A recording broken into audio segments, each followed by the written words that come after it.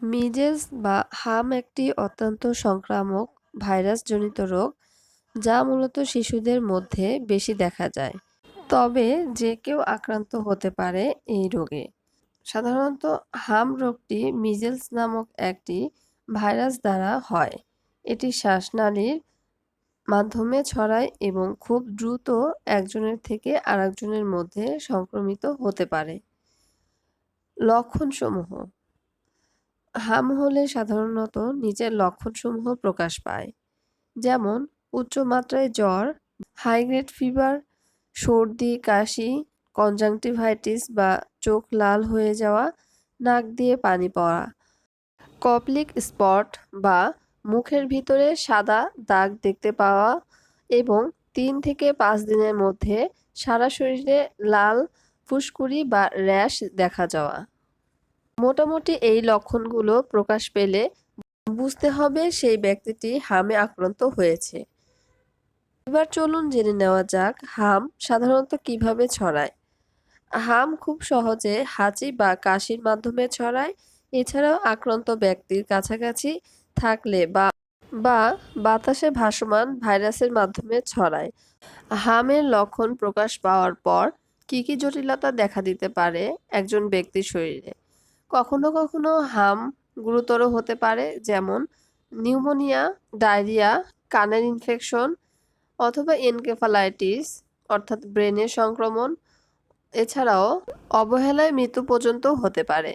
বিশেষ করে যে সকল শিশু অপুষ্টিতে ভুগছে বা দুর্বল রোগ প্রতিরোধ ক্ষমতা সম্পন্ন মানুষের ক্ষেত্রে এই ঝুঁকিগুলো খুব বেশি থাকে। এবার চলুন হাম এর ভ্যাকসিন বা প্রতিরোধমূলক ব্যবস্থা সম্পর্কে জেনে নিই। মিজেলস বা হাম প্রতিরোধের সবচেয়ে কার্যকর উপায় হলো টিকা, অর্থাৎ এমএমআর ভ্যাকসিন শিশুর নির্দিষ্ট বয়সে দেওয়া উচিত।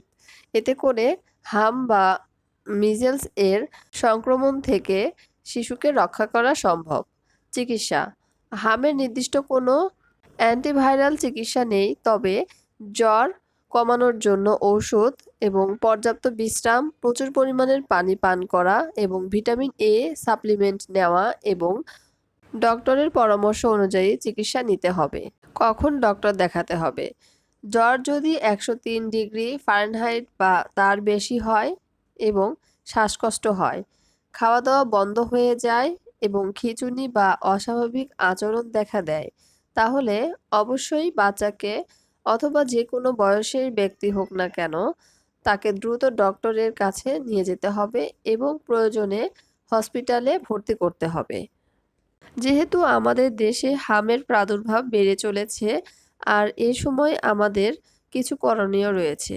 আর সে করণীয়গুলো হচ্ছে, যদি আপনার বাচ্চা বা শিশুর হামের কোনো ধরনের লক্ষণ প্রকাশ পায় অথবা ভাইরাল ফিভার অথবা ভাইরাল সর্দি, কাশি এবং নাক দিয়ে পানি পড়া এই ধরনের কোনো লক্ষণ প্রকাশ পায়, তাহলে বাচ্চাকে অতিরিক্ত ভিড় বা ক্রাউড এলাকা পরিহার করিয়ে বাসায় বিশ্রামে রাখতে হবে এবং অন্য কেউ যেন তার থেকে সংক্রমিত না হয় সেদিকে খেয়াল রাখতে হবে।